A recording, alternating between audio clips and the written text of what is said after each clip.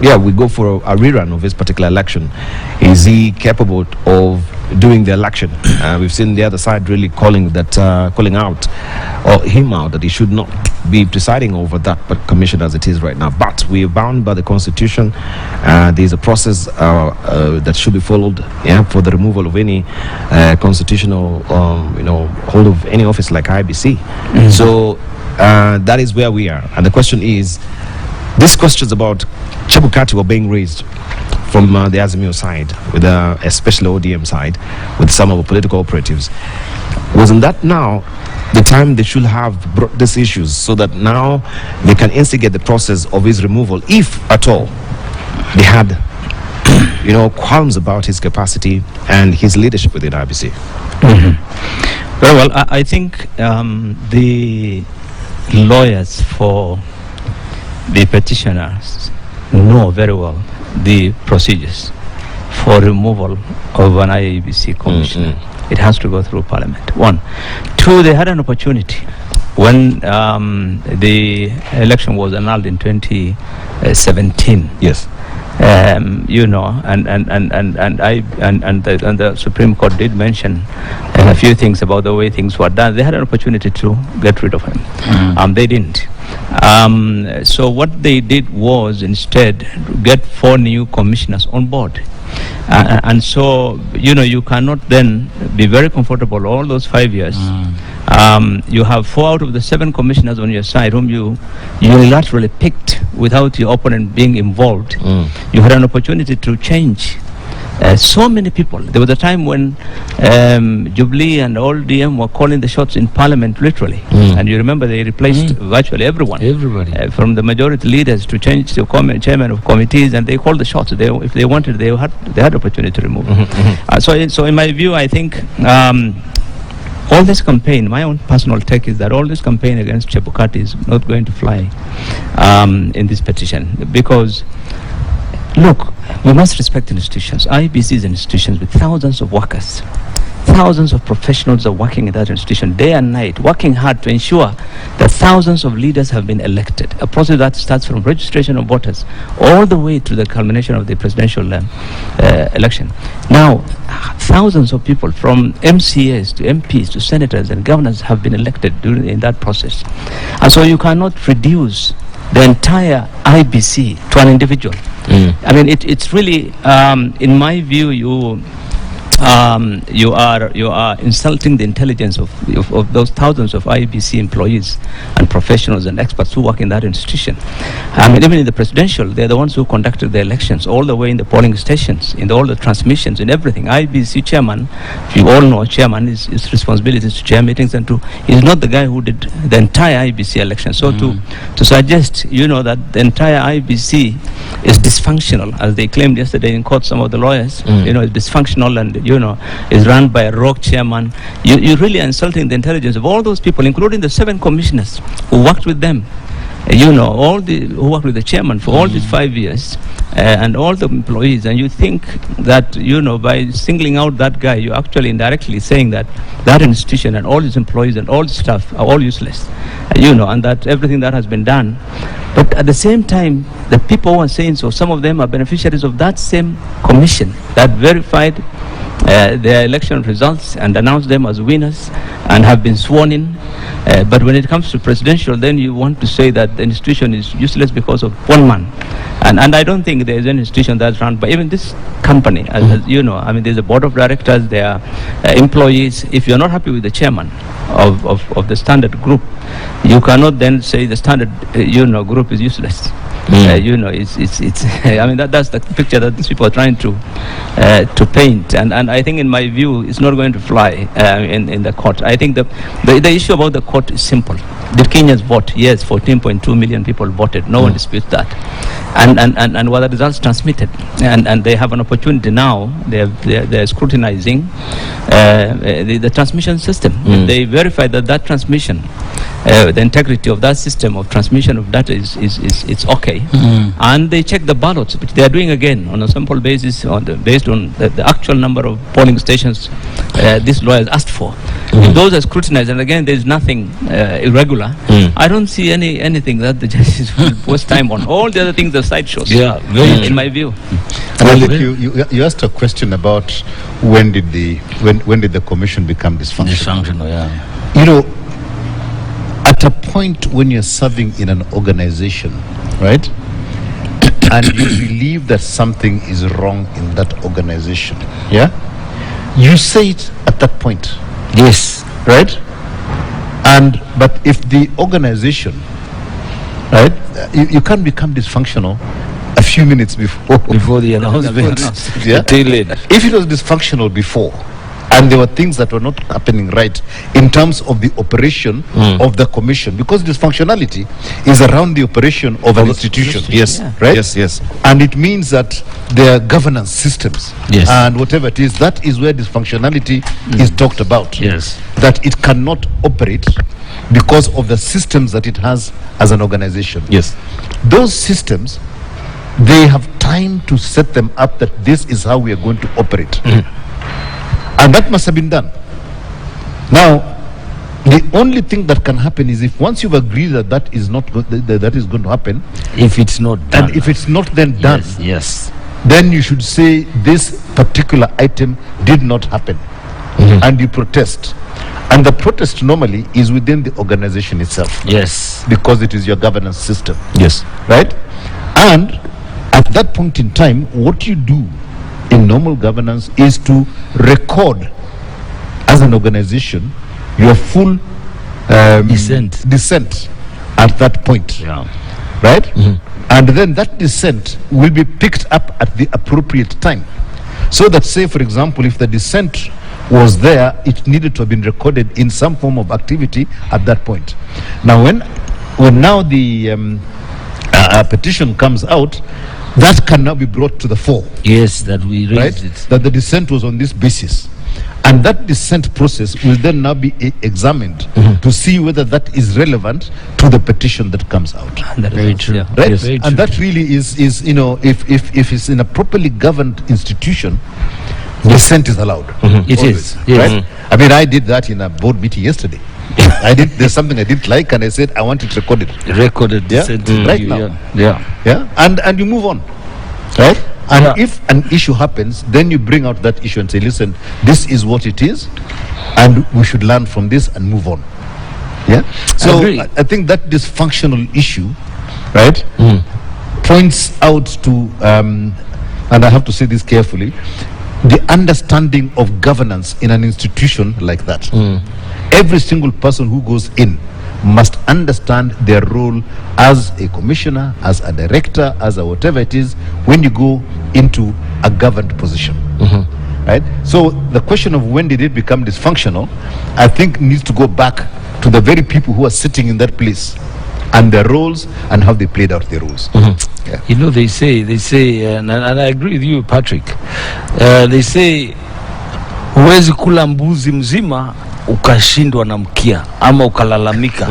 When you're at the tail end of eating a whole goat, if you look at this whole electoral process, Yes. really they had consumed the whole goat. Now they are complaining how bad the goat was because they're holding the tail. You know, they've eaten everything. Yes. If there was really, as Patrick has said, if this IBC was dysfunctional, they should have raised that. They should have flagged it way early in it. And like Bill has said as well, at the beginning of this 5-year term of the outgoing parliament, they knew the problems that they had experienced in the previous election. If they didn't fix that, it's too late in the day. Too late in the day. I mean, there's nothing you can do, and I'm happy the way the Supreme Court judges have actually singled out removed all the real irrelevant issues, and they're looking at the real issues here. Whether the commission was dysfunctional or not, if you look again at the web of people that are involved in bringing this election to fruition, there are many people. There are many people. I mean, I really appreciated them when I went to vote in Naivasha, where you see all the people that have been appointed and they are working. They are you know, professionals. Yeah, they're professionals. Experts. So when you just throw water on an issue like Yeah. that, really, it's not fair. I mean, you may have problems, yes, but and really, as I said earlier on, you must give IEBC a chance to deliver a credible election by allowing ample time for preparation. But litigation, Kenya has become such a litigious country. Everybody was in court up to the nth hour. The Debal, you remember, Tumwa, the senator for Kiambu was put in last minute, poop, and now they have to figure out how his name was going to get into the ballot. And if they go to print, then someone says, no, he's printing extra papers. I mean, where do you get it right? You must be fair. If Not you only that, we Yeah, actually demand to go and see even where they're being printed. You travel, you go and see, you have seen, you witness, you want Yes. to be involved in every little That thing. you from might the as appointment well of all become commissioners IBC to the commissioners. printing of papers. Literally, you have been involved in the management of that election, even as political parties. Then on the final outcome again, you still say, I'm not happy with it. People I mean, must be that's- honest. People must be honest. People must be honest. You want to litigate. Okay, maybe I might also disclose something here, because I think a month before we went to the general election, I called one of the commissioners, and I read something, just about the IBC itself and these intrigues that are there, and I asked him. I just wanted to confirm if what I'm reading is true happening in IBC, and that was a month before. And he confirmed some of these issues that are being raised there are true. Almost 80% of those issues that were there were true. And I asked him that critical question. Are you as a commission coming to this election as a unit, as a corporate? It seems you're divided as a commission. Are you ready for this election? Then he said, let me just go through the article itself, then I'll call you back. And, well, that call has been forthcoming.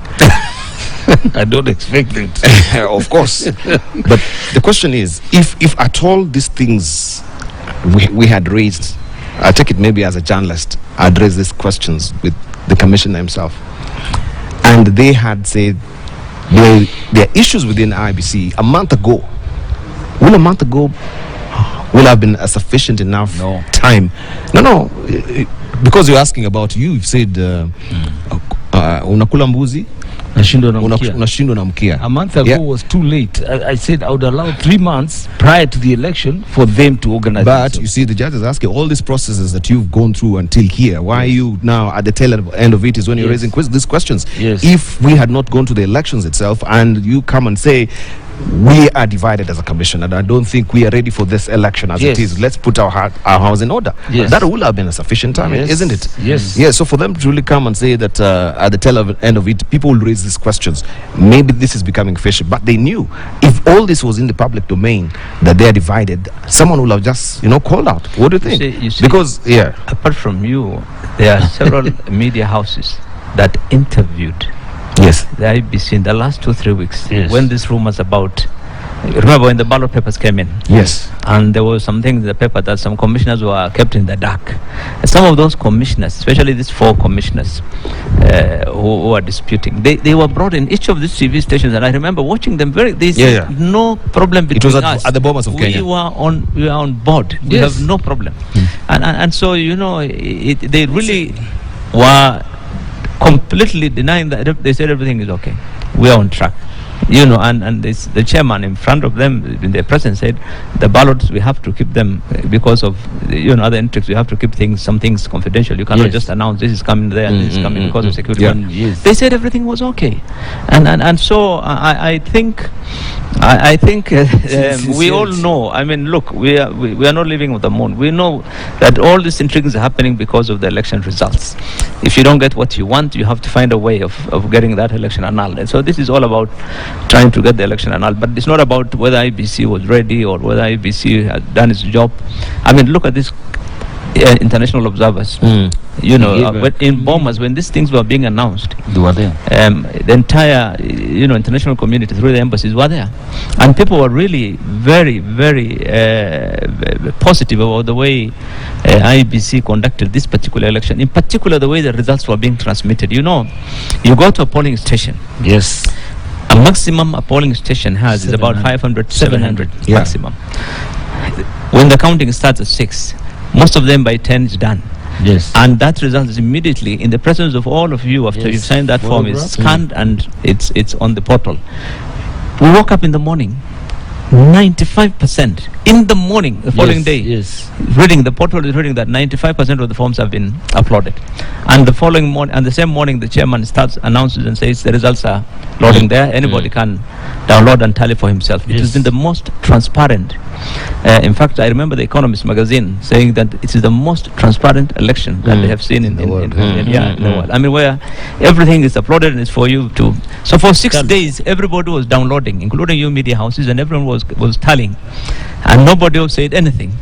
So when the results are declared, now we say, oh, from the voter registration, everything was crooked. You rubbish. I'll tell you. Actually, You rubbish the equipment purchase, the procurement. You say everything about the institution. I mean, it doesn't.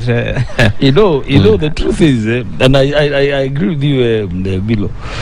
You know, when we woke up and everybody was anxious, I was anxious, everybody was anxious to see how is it going, and then, unfortunately, again, the media houses. Back to you guys. Everyone was portraying different results, and I was at one point I was looking at KTN, I was looking at TV, I was looking at Citizen, and I'm wondering, are these people in Kenya or in Timbuktu? Because everyone was showing different results, and clearly I was so happy when they stopped showing those results, because those were actually potentially building up a revolt from the communities that were supporting either candidate A or candidate B, because they'll say, how come KTN was saying my candidate was leading, and now Citizen is saying that this other candidate is leading? Because they were uploading these forms selectively and saying, okay, let's build a case for Debal. And I said, you know, in a class, if you are trying to find out a class of 36 pupils, But it will be inaccurate for you to say we were you know, getting these forms or downloading them selectively. That was the impression. No, that would be the only reason why clear. KTN It was clear. results. Yes, KTN results were I not don't the think same so. as Citizen. Yeah, No, no, clearly, but the results were not the same. No, Yeah, because- I think We were let- just picking yeah. it out. let me probably sit in here.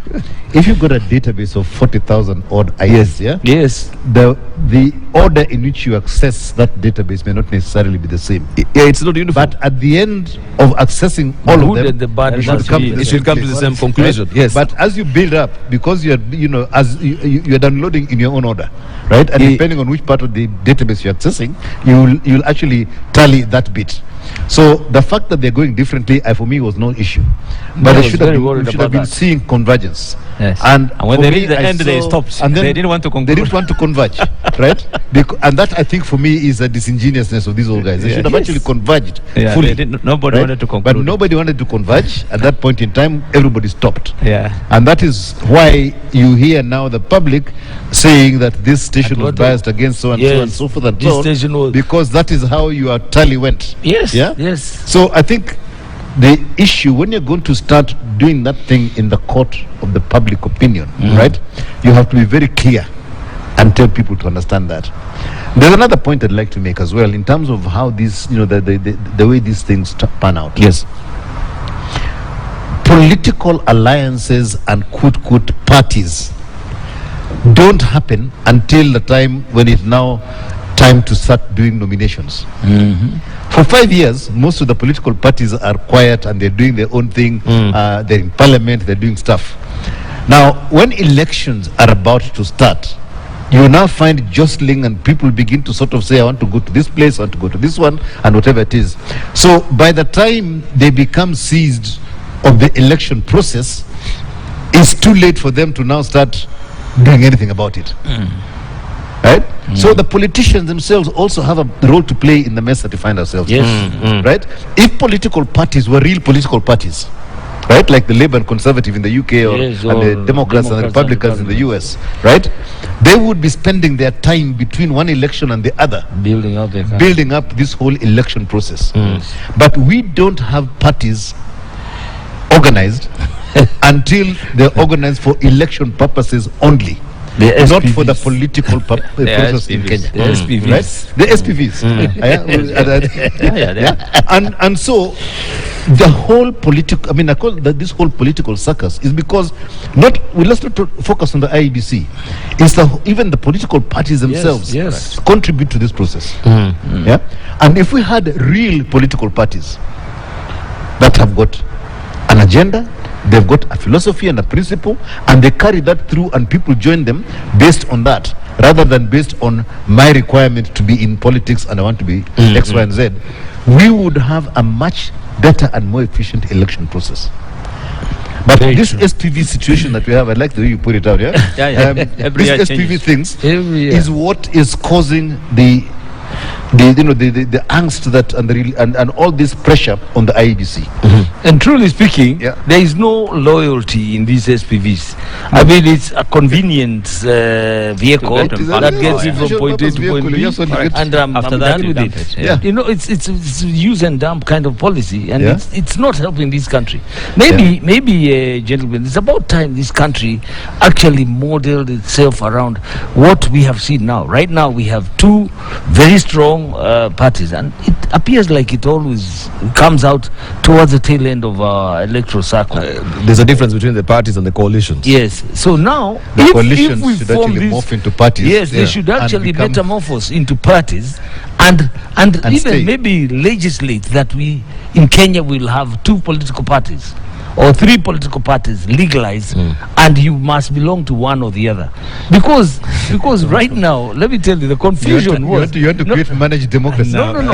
I'll tell you why, gentlemen.